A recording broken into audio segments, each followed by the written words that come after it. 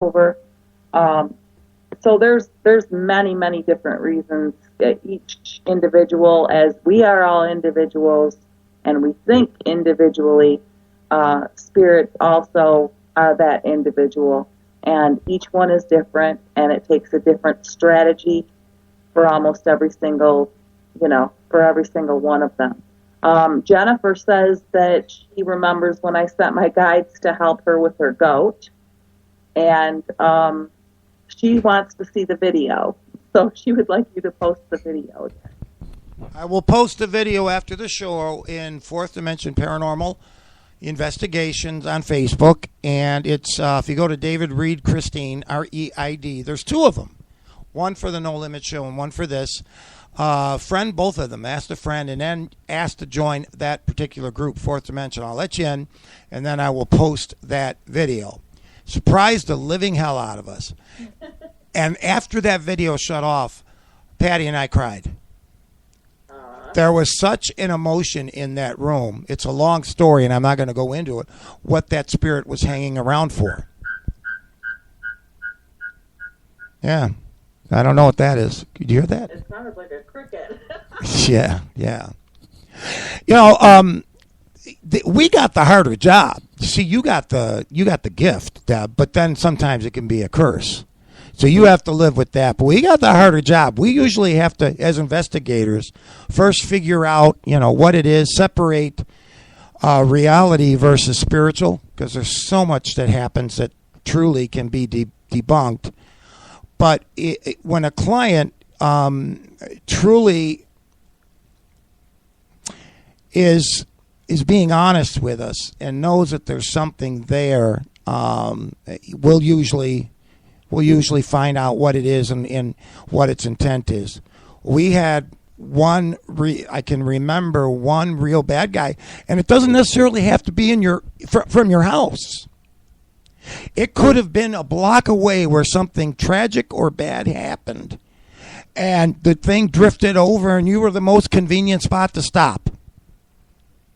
We had There's also homes that have vortex in them, or pathways that they have spirits crossing through all the time, and then one spirit decides to stay, and for some reason it will draw in a whole bunch more spirits.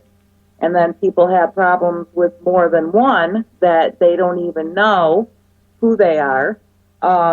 There's also people like, mediums, healers, empaths, clairvoyants, and all those people. Anybody who has any sort of ability, they are a different sort of light or vibration, and the spirits are drawn to them.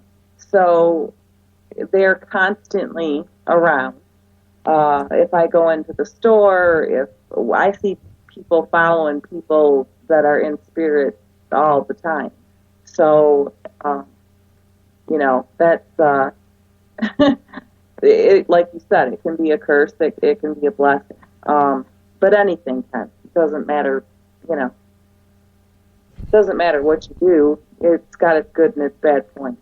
But I love helping people, and this is, I think, amazing to be able to investigate and to help people get rid of these spirits that they're so haunted by, or help you, for that matter, with the thing you've had attached to you. It's the greatest feeling in the world to know that you've made somebody's life better by helping them and giving them advice and showing them what they can do to take their power back. Yeah, I think that a lot of groups go out there just for the sake of investigating and doing the Halloweenies and getting all the thrills and chills of hearing stuff. And, they have these groups in Grand Rapids and all over. What Debra is saying and alluding to, at the end of the day, there's so much work that goes into it. You have to visit probably a place 3 times. But getting to the, if you think you have a benevolent spirit, we had a fireman and a nurse, husband and wife. They were very real in what they explained to us, and the spirit was bothering the kids. It was appearing at them, scaring them, taking on different shapes and forms at night.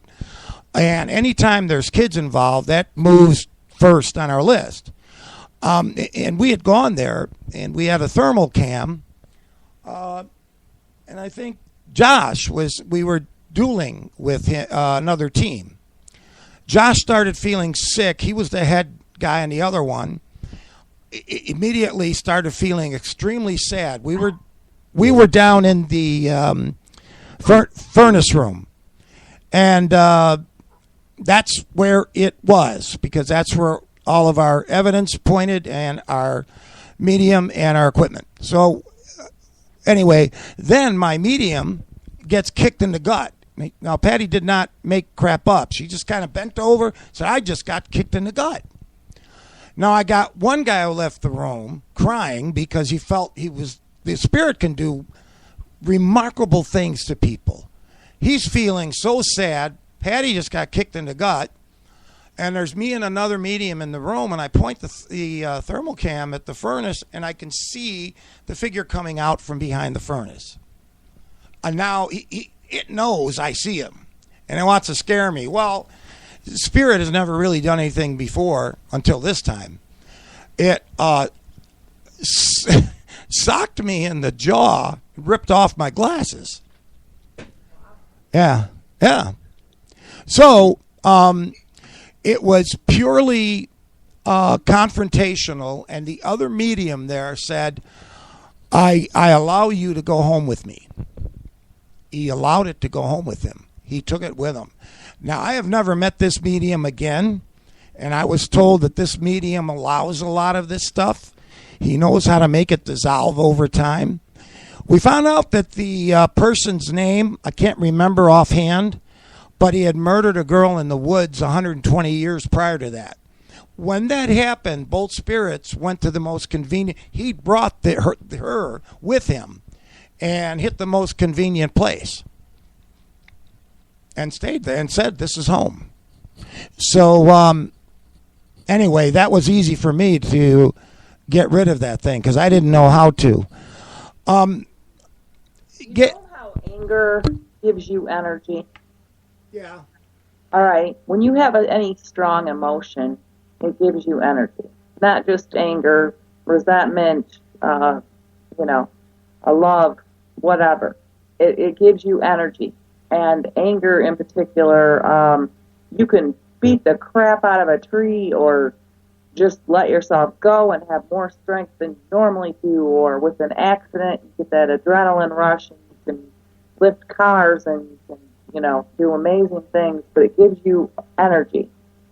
Those spirits that have passed, if they have a lot of anger, if they have a lot of resentment, if they have a lot of issues, strong emotion, and they have not crossed over yet, then they can physically touch you. They can physically hurt. They can knock your glasses off. They can feel like they pushed you down the stairs or hit you in the stomach. It doesn't mean that they're demonic. Everybody automatically assumes because something touches you that it's demonic. Let me just make this point, because again, I'm going to remind that there are teams in Grand Rapids, and I spoke of some of them already, and many other ones throughout the United States. The first damn thing they're going to do is tell you got demons, which will scare the crap out of the client, and up to and including even try to pay the investigators. We don't take any money. So originally, for that benevolent spirit who that first person chimed in on, please call me at 815-483-0824 if you need an investigation or a base EMF reading to find out what's going on there, or connect it with my Facebook page. That's our fourth dimension number. But where was I going with this, Deb? What the hell did I say? You were going with the anger and how they can. Well, yeah. I've been touched by hundreds of spirit. And for the most part, first of all, I have never come across a demon. They are so rare. And I only have one. Yeah. They're rare. One entity and one demonic presence and a few well, one alien encounter and then a few UFO encounters. So, I mean, it's very rare. Demons are not like, I'm not saying that there aren't a lot of really nasty spirits who don't like to pretend that they are, because there are a lot who like to pretend that they're strong and big and bad. But actual demons are rare to run across. I think you found that too in the investigation. I've never come across a demon. I have had spirits say they were, because spirit will try to mimic other things, even come across as a woman when it's a man. They can change their voice. They don't have vocal cords. But what I do know about demons, they're very patient. They'll work on your relationships. They'll ruin them. They'll start ruining your health. They'll make you lose your home. They'll just destroy your family from within. And you don't even know what's going on. You don't even attribute it to some spirit or demon. Demons don't come out of walls and start terrorizing houses and burn it down. They do it in a very slow, demonic way, which is more devastating. Spirit, on the other hand, I enjoy them. I mean, I've walked down a hallway and K2's going off, and I know I'm going to get touch. And it's like spider webs that you're walking through, and there's no spider webs. It's just these little electric charges. I've seen shadow people, and shadow people are faster than light. They're small. You've probably seen them on the TV shows.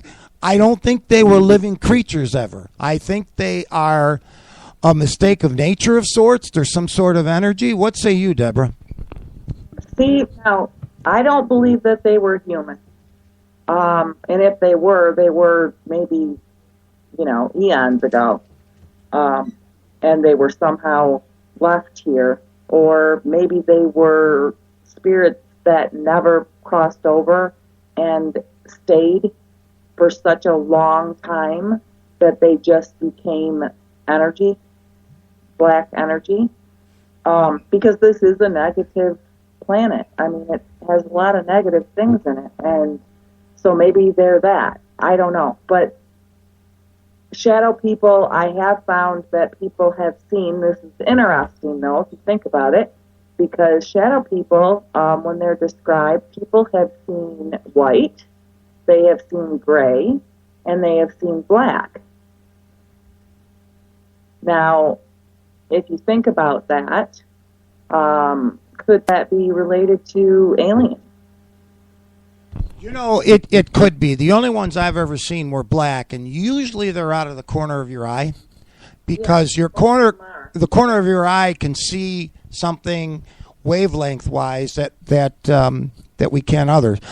Our full spectrum and IR lights can catch them right there without corner of the eye. That's the amazing thing about children. When they see spirit or they're talking to someone in the room, don't tell them, hey, stop doing that. They probably are. Because children have the ability before, I think, the age of 9 or 8, physically and emotionally, they're still in this wonderment child baby land where everything is new. Everything could be believable. But by the time we're 10, 11, 12, and we go through the school system, we make friends, our belief systems change. We shut down certain receptors in us and say, no, this cannot exist. And therefore, you don't see these things anymore. That's why children are more apt to see things. You agree with that, Debra?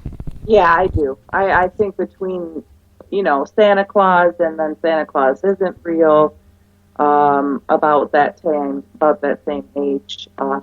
Make-believe friends need to be gone by then. The Easter Bunny, the Tooth Fairy, et cetera, et cetera. I think kids are kind of told pretty much that they're talking to an imaginary friend, and after a while they believe they're talking to an imaginary friend. I think a lot of people that I know personally now are much more open to telling their kids, well, what do you see? What are they saying? Just like these kids opening up and saying that now they realize that these kids are talking about past lives that they really do remember.